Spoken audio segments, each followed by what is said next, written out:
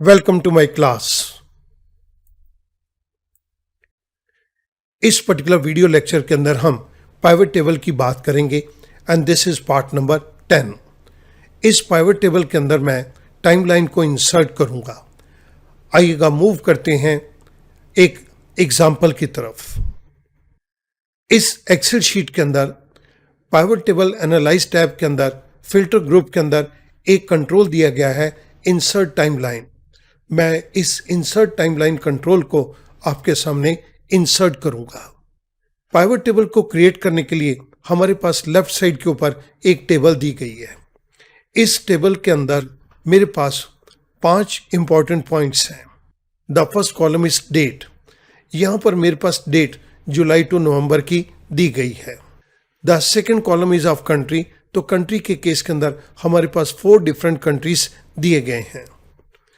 The third column is of company. Company के case के अंदर हमने यहां पर 8 डिफरेंट कंपनीज को लिया है। The fourth column is of product. Product के केस के अंदर हमारे पास 3 डिफरेंट प्रोडक्ट्स हैं हर कंपनी के लिए and these products are sports utility vehicle SUV, sedan and jeep. इसके बाद हमारे पास 4 डिफरेंट ईयर्स का इन कंपनीज का डिफरेंट प्रोडक्ट्स का सेल डेटा दिया गया है और लास्ट कॉलम टोटल में इन 4 सालों का सेल्स व्हीकल का हमारे पास टोटल दिया गया है। इसके बेस के ऊपर मैं पाइवट टेबल को जनरेट करूंगा। सो मैं एक सेल के अंदर क्लिक करता हूं। I go to insert tab. Insert tab के अंदर पाइवट टेबल पर मैंने क्लिक किया। फ्रॉम टेबल एंड रेंज के ऊपर मैंने क्लिक किया। मेरे पास पाइवट टेबल फ्रॉम टेबल और रेंज का एक डायलॉग बॉक्स आ गया। इसके अंदर हमारे पास 3 चीजें दी गई हैं। सिलेक्ट ए टेबल और रेंज। एक्सेल ने इस पर्टिकुलर टेबल को ऑटोमेटिकली सिलेक्ट कर लिया क्योंकि मैंने टेबल के एक सेल के अंदर क्लिक किया था। Second point, choose where you want the pivot table to be placed. आप पाइवट टेबल को कहां बनाना चाहते हैं। पहली option new worksheet, second option existing worksheet. मैं एग्जिस्टिंग वर्कशीट के रेडियो बटन पे क्लिक कर देता हूं तो मुझसे ये पूछा जा रहा है आप इस वर्कशीट पर कहां पाइवट टेबल बनाना चाहते हैं। मैंने इस जगह पे क्लिक कर दिया। L7 पर मैं पाइवट टेबल को बनाना चाहता हूं। थर्ड पॉइंट के अंदर choose whether you want to analyse multiple tables. हमारी इस केस के अंदर तो मल्टीपल टेबल्स है ही नहीं, एक ही टेबल है, तो मैं इस पॉइंट को ब्लैंक छोड़ दूंगा एंड आई से ओके। जैसे ही मैंने ओके किया मेरे पास पाइवट टेबल को बनाने का एक स्ट्रक्चर यहां पर आ गया। बाय डिफॉल्ट पाइवट टेबल 1 इसका नाम दे दिया गया। इसके अंदर मुझे एक लाइन दी गई है to build a report. Pivot table की जो रिपोर्ट आप बनाना चाहते हैं उसके लिए choose fields from the pivot table field list. Pivot table field list के अंदर जो फील्ड्स दिए गए हैं उन फील्ड्स को चूज करो। राइट साइड के ऊपर मेरे पास पाइवट टेबल फील्ड्स दिए गए हैं। आप बहुत ध्यान से देखेंगे तो हमारे पास ये सारे फील्ड्स वही हैं जो कि हमारी टेबल के हेडर्स हैं। अब मैं इन फील्ड्स को नीचे दिए गए एरियाज के अंदर ड्रैग करूंगा। नीचे मेरे पास 4 एरियाज दिए गए हैं, filters, columns, rows and values. सबसे पहले मैं कंट्री को ड्रैग कर रहा हूं रोज के अंदर। आप यहां पर देख रहे हैं हमारे पास 4 कंट्रीज हैं तो यहां पर 4 कंट्रीज के नाम आ गए।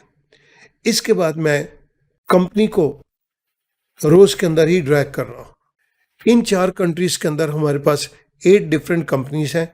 ये 8 डिफरेंट कंपनीज के नाम यहां पर आ गए। The next point is product. तो मैं इस प्रोडक्ट को कॉलम्स के अंदर ड्रैग कर रहा हूं।